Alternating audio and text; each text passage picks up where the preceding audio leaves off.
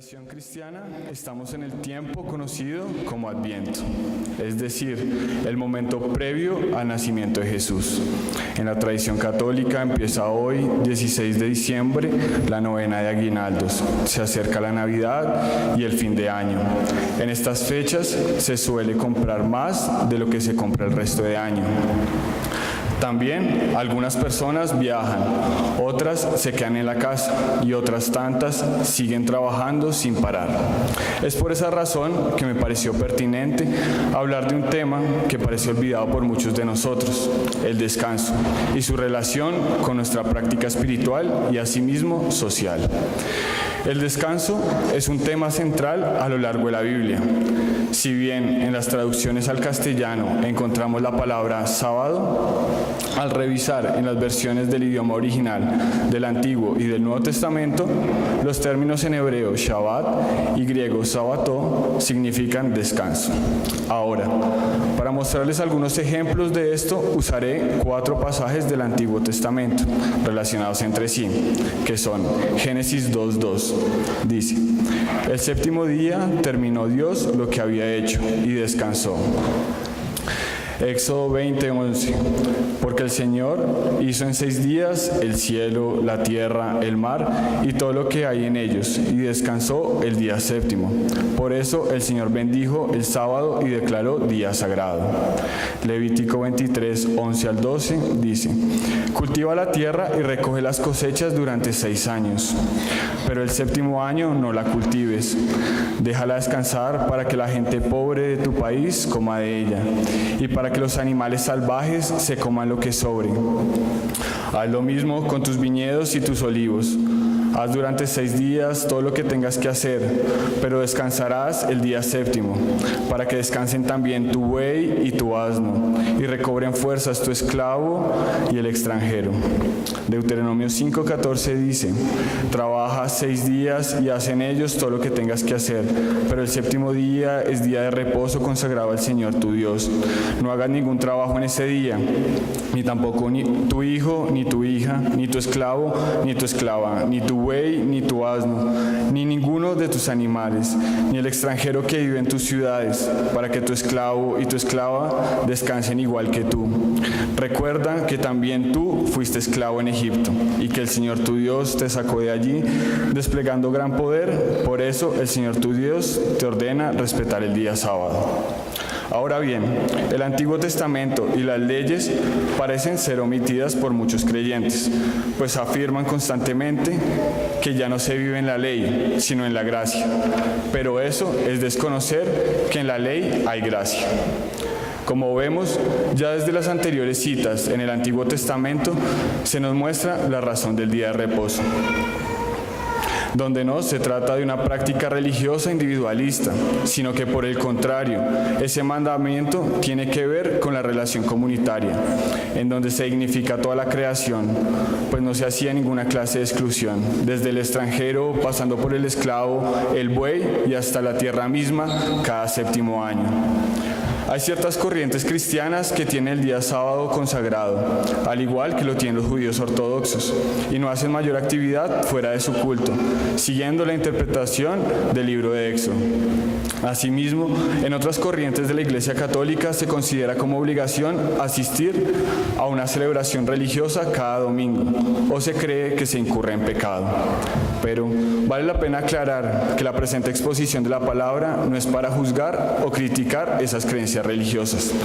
Todo lo contrario, nos debe llevar a reflexionar juntos sobre lo que significa realmente ese mandamiento. Tengamos en cuenta que no se trata únicamente de una reflexión como discurso, sino que debe convencernos de llevar a cabo prácticas más coherentes con el mensaje de Jesús. Para ello, tenemos que revisar los evangelios, pues es ahí donde encontramos qué significó para Jesús y su comunidad. Recordemos que el mandamiento del reposo, el Señor nos muestra la importancia del descanso de la tierra.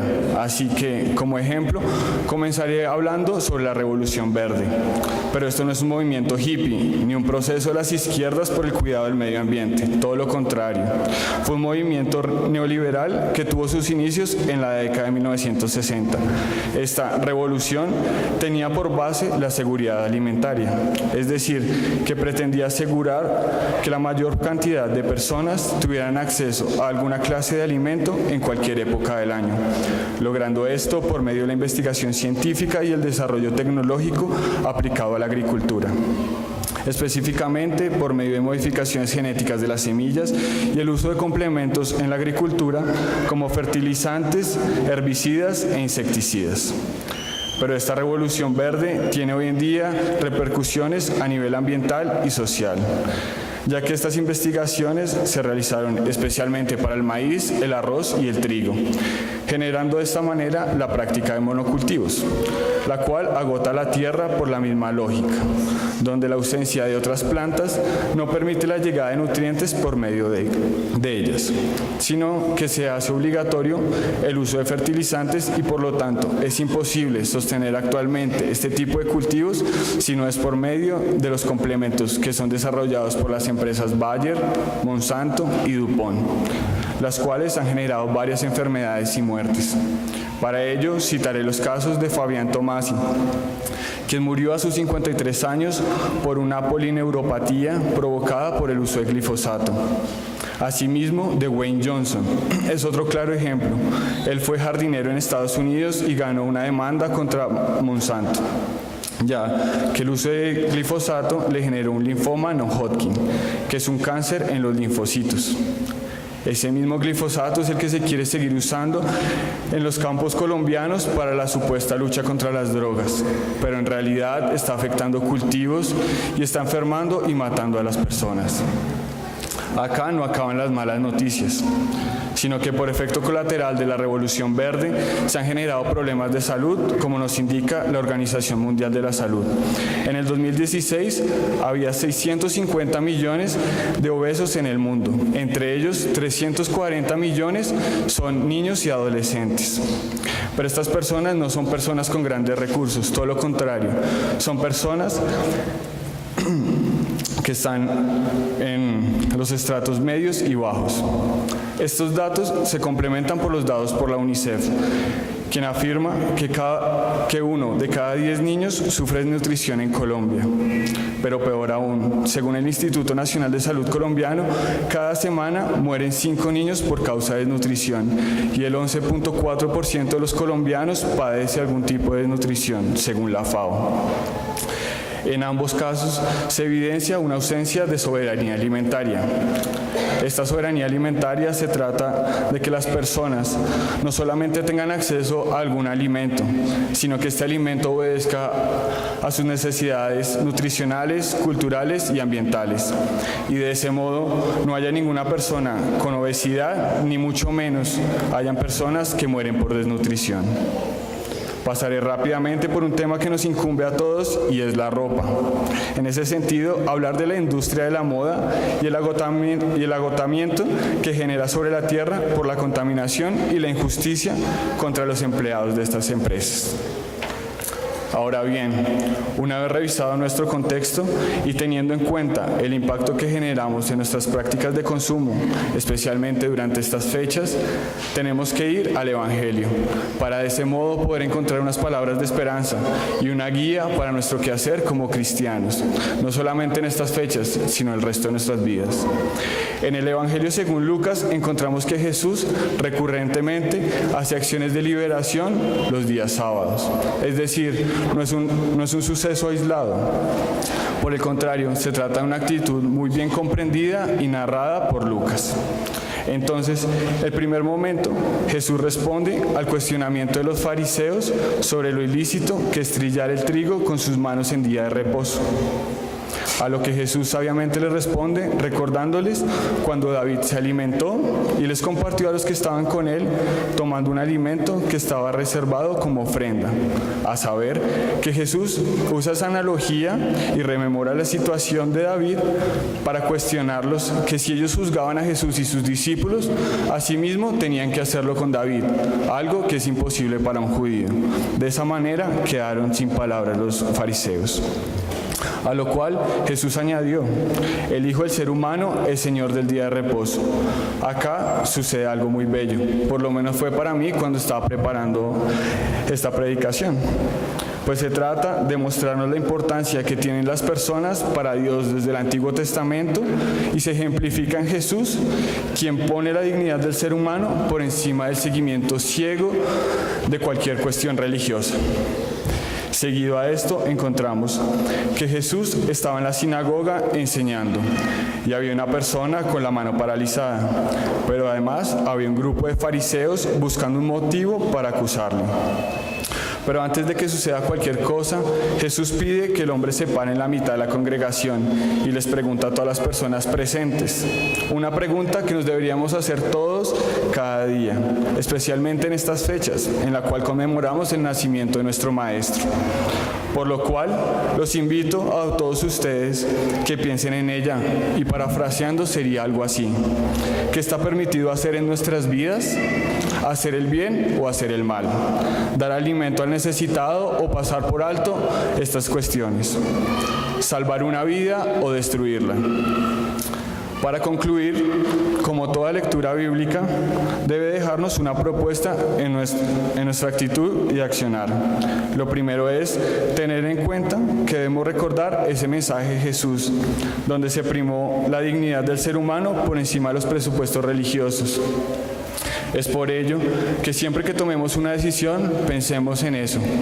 Si realmente nuestras acciones dignifican y se basan en el amor, o todo lo contrario, está basado en el amor de la religiosidad. Donde, así como Jesús, cada acción que hacía estaba basada en el amor, encaminada a la dignidad de las personas para recordarles que el amor del Padre hacia ellas es lo que las hace plenamente humanas. En segunda medida, pensemos en estas fechas que es justo dejar descansar la tierra, por lo cual seamos conscientes que al comprar ciertos alimentos, juguetes o ropa, tengan en cuenta el daño que pueden generar el consumo de estos, por lo cual busquemos alimentos que sean sembrados y cosechados con cuidado del campesinado y de la tierra, juguetes que no contaminen ni esclavicen a las personas, ropas que no tengan fábricas en lugares donde se esclavizan y se permiten las maquilas. Para solucionar eso, tenemos empresas nacionales que respetan en cierta medida las condiciones laborales, o a quienes nos gustan otro tipo de ropa, un poco más hippie, tenemos ropa artesanal que cuida el medio ambiente y apoya a pequeños grupos de personas que viven de esto. Por último, recordemos la enseñanza que nos dejó la lectura del Antiguo Testamento en la misma línea anterior, donde los mandatos de tener un día reservado al descanso, bien sea viernes, sábado o domingo, deben estar relacionados con la narración de Génesis, donde Dios, después de las actividades realizadas el resto de días, descansó. Me perdonarán quienes no creen en la siguiente afirmación, pero resulta después de toda esta reflexión, y es que el descanso es tan humano como divino, por lo cual al desarrollar prácticas religiosas como el guardar un día de descanso, deben dignificar a la creación, bien sea a una persona o a la tierra misma, y es de ese modo que nos unimos con la divinidad del Padre.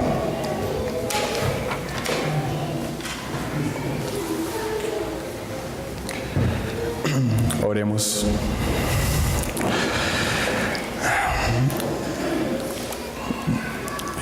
Gracias, Padre nuestro, por tu enseñanza, por tu palabra, pero sobre todo por el maravilloso ejemplo que nos dio Jesús.